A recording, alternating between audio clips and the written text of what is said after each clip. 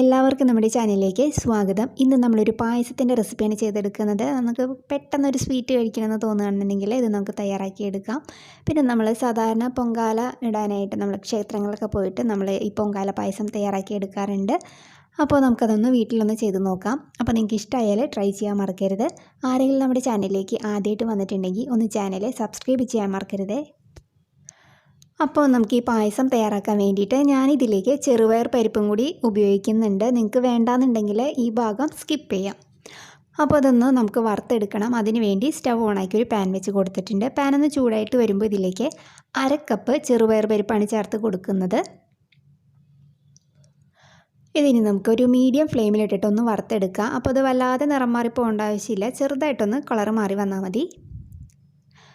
അപ്പോൾ അതൊരു 3-4 മിനിറ്റ് എടുത്തിട്ടുണ്ട് ഇതൊന്ന് ഫ്രൈ ആയിട്ട് വരാനായിട്ട്. അപ്പോൾ ഇതൊന്ന് റെഡി ആയിട്ടുണ്ട്. ഇനി നമുക്ക് ഫ്ലെയിം ഓഫ് ചെയ്തിട്ട് ഇത് ഈ പാനിൽ നിന്ന് വേറൊരു പാത്രത്തിലേക്ക് മാറ്റി കൊടുക്കാം.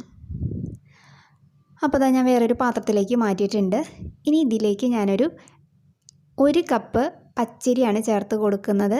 നമ്മൾ 1/2 കപ്പ് പരിപ്പ് എടുക്കുമ്പോൾ 1 കപ്പ് പച്ചരി ചേർത്ത് കൊടുക്കുക, അതാണ് അതിൻ്റെ മെഷർമെൻറ്റ്. ഇനി ഇത് നമുക്ക് നന്നായിട്ട് കഴുകിയെടുത്തിട്ട് കൊണ്ടുവരാം. ഒരു 5-6 വട്ടം നന്നായിട്ട് കഴുകിയെടുക്കാം കേട്ടോ. അപ്പോൾ ഈ പച്ചരിയിലൊരു പശിമയൊക്കെ ഉണ്ടാവില്ല, അതൊക്കെ ഒന്ന് മാറിക്കിട്ടും. അപ്പോൾ അതാ ഞാനിവിടെ നന്നായിട്ടൊന്ന് കഴുകിയെടുത്ത് കൊണ്ടുവന്നിട്ടുണ്ട്. ഇനി ഇത് നമുക്ക് കഴുകി വൃത്തിയാക്കി വെച്ചിരിക്കുന്ന ഒരു പ്രഷർ കുക്കറിലേക്ക് ഇട്ട് കൊടുക്കാം. നിങ്ങൾക്കിത് മൺകലത്തിലായാലും തയ്യാറാക്കി എടുക്കാം. എന്നതിന് ശേഷം നമുക്കിതിലേക്ക് വെള്ളം ഒഴിച്ചു കൊടുക്കാം. അപ്പോൾ ഇതിലേക്ക് ഞാനൊരു 4 ലിറ്റർ വെള്ളം ചേർത്ത് കൊടുക്കുന്നുണ്ട്. അപ്പോൾ വെള്ളം കൂടി ചേർത്ത് കൊടുത്തിട്ടുണ്ട്. ഇതിന് നമുക്ക് അടച്ച് വെച്ചതിന് ശേഷം ഫ്ലെയിം ഓൺ ചെയ്യാം. ഇതിന് നമുക്കൊരു മീഡിയം ഫ്ലെയിമിലൊരു 5 വിസലിന് വേവിച്ചെടുക്കാം. നന്നായിട്ട് വെന്തുടഞ്ഞ് കിട്ടണം. ആ ഒരു പരുവത്തിന് നമുക്കിതൊന്ന് വേവിച്ചെടുക്കാം. അപ്പോൾ നമുക്ക് കുക്കറിലായതുകൊണ്ട് ഇത് പെട്ടെന്ന് റെഡിയായി വരും. അപ്പോൾ അത് കുറച്ച് സമയം കഴിഞ്ഞപ്പോഴത്തേക്കും നമ്മുടെ പ്രഷർ കുക്കറിൽ വിസിലൊക്കെ വന്ന് ഞാൻ ഫ്ലെയിം ഓഫ് ചെയ്ത് വെച്ചിട്ടുണ്ടായിരുന്നു.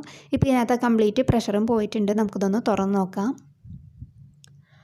അപ്പോൾ അതാ നമ്മൾ വേവിക്കാൻ വെച്ചിട്ട് നമ്മുടെ അരിയും പരിപ്പും നന്നായിട്ട് കുക്കായി വന്നിട്ടുണ്ട്. ഇതിലൊരു തവി വെച്ചിട്ട് നന്നായിട്ടൊന്ന് ഉടച്ചെടുക്കാം. അപ്പോൾ അതവിടെ നന്നായിട്ടൊന്ന് മിക്സ് ചെയ്തെടുത്തിട്ടുണ്ട്. ഇനി ഇതിലേക്ക് നമുക്ക് മധുരത്തിന് ആവശ്യമുള്ള ശർക്കരപ്പാനി ചേർക്കാം. അതിനായിട്ട് ഒരു 4 അച്ച് ശർക്കര 1 കപ്പ് വെള്ളത്തിൽ ഉരുക്കി അരിച്ചെടുത്ത് വെച്ചിരിക്കുന്നതാണ്. അത് നമുക്ക് ഇതിനകത്തേക്ക് ചേർത്ത് കൊടുക്കാം. അപ്പോൾ മധുരത്തിൻ്റെ അളവ് നിങ്ങളുടെ ഇഷ്ടത്തിനനുസരിച്ചിട്ട് മാറ്റം വരുത്താം. എന്നിട്ട് നന്നായിട്ടൊന്ന് മിക്സ് ചെയ്ത് കൊടുക്കാം. ഇനി നമുക്ക് ഫ്ലെയിം ഓൺ ചെയ്യാം. ഫ്ലെയിം ഓൺ ചെയ്തിട്ട് ലോ ഫ്ലെയിമിൽ വെച്ചിരിക്കുക. ഇനി ഇതിലേക്ക് ഒരു നാളികേരം മുഴുവനും ചിരകിയത് ഞാൻ ചേർത്ത് കൊടുക്കുന്നുണ്ട്. അപ്പോൾ നാളികേരത്തിൻ്റെ അളവ് നിങ്ങളുടെ ഇഷ്ടത്തിനനുസരിച്ചിട്ട് മാറ്റം വരുത്താം. തേങ്ങ ചിരകിയത് കുറച്ച് കൂടുതലാകുമ്പോൾ നല്ലൊരു ഫ്ലേവറായിരിക്കും നമ്മുടെ ഈ പായസത്തിന്. പിന്നെ ഇതിലേക്ക് 1 ടേബിൾ സ്പൂൺ നെയ്യും കൂടി ചേർത്ത് കൊടുക്കുക. എന്നിട്ട് ലോ ഫ്ലെയിമിൽ വെച്ചിട്ട് നന്നായിട്ടൊന്ന് കുക്ക് ചെയ്തെടുക്കാം. ആ ചോറും പരിപ്പും ശർക്കരപ്പാനിയും എല്ലാനും കൂടി ചേർന്നിട്ട് നന്നായിട്ടൊന്ന് മിക്സായിട്ട് വരണം.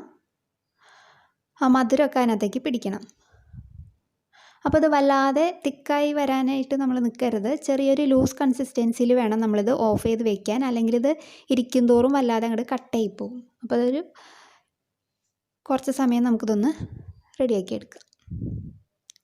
അപ്പോൾ അതാ ഈ ഒരു പാകമായിട്ടുണ്ട്. ഈ സമയത്ത് നമുക്കിതിലേക്ക് 1 ടേബിൾ സ്പൂൺ ഏലക്ക പൊടിച്ചതും കൂടി ചേർത്ത് കൊടുക്കാം. നിങ്ങൾക്ക് വേണമെന്നുണ്ടെങ്കിൽ ചുക്കുപൊടിയും ചേർക്കാം. ഞാനിപ്പോൾ ഏലക്കാപ്പൊടി മാത്രമേ ചേർക്കുന്നുള്ളൂ. എന്നിട്ട് നന്നായിട്ടൊന്ന് മിക്സ് ചെയ്ത് കൊടുക്കുക. അപ്പോൾ ഈ ഒരു പാകത്തിന് ഞാനിത് ഓഫ് ചെയ്ത് വെക്കുകയാണ്. ഇനി നമുക്ക് സ്റ്റവ് ഓണാക്കി വേറൊരു പാൻ വെച്ച് കൊടുക്കാം. അതിലേക്ക് 1 ടേബിൾ സ്പൂൺ നെയ്യ് ഒഴിച്ചിട്ടുണ്ട്. ഇതിലേക്ക് നമുക്ക് കുറച്ച് കാഷ്യൂസും റൈസിൻസും ഇട്ടിട്ടൊന്ന് ഫ്രൈ ചെയ്തെടുക്കാം. അപ്പോൾ ഇതിൻ്റെ അളവ് നിങ്ങളുടെ ഇഷ്ടത്തിന് അനുസരിച്ചിട്ട് മാറ്റം വരുത്താം. നിങ്ങൾക്ക് കാഷ്യൂസ് മാത്രം വേണമെന്നുണ്ടെങ്കിൽ അത് മാത്രം ചേർത്താലും മതി. അപ്പോൾ അതൊന്ന് ഫ്രൈ ആയി വന്നിട്ടുണ്ട്. ഇത് നമുക്ക് നമ്മൾ റെഡിയാക്കി വെച്ചിരിക്കുന്ന പായസത്തിലേക്ക് മിക്സ് ചെയ്ത് കൊടുക്കാം. എന്നിട്ട് നന്നായിട്ടൊന്ന് മിക്സ് ചെയ്ത് കൊടുക്കാം. അപ്പോൾ ഇത്രയേ ഉള്ളൂ, വളരെ സ്വാദിഷ്ടമായിട്ടുള്ള നമ്മുടെ പൊങ്കാല പായസം. അപ്പോൾ നിങ്ങൾക്ക് ഇഷ്ടമായിട്ടുണ്ടെങ്കിൽ എന്തായാലും ഒന്ന് ട്രൈ ചെയ്യാൻ മറക്കരുത്. അപ്പോൾ നമുക്ക് നല്ലൊരു വീഡിയോ ആയിട്ട് അടുത്ത ദിവസം കാണാം. താങ്ക്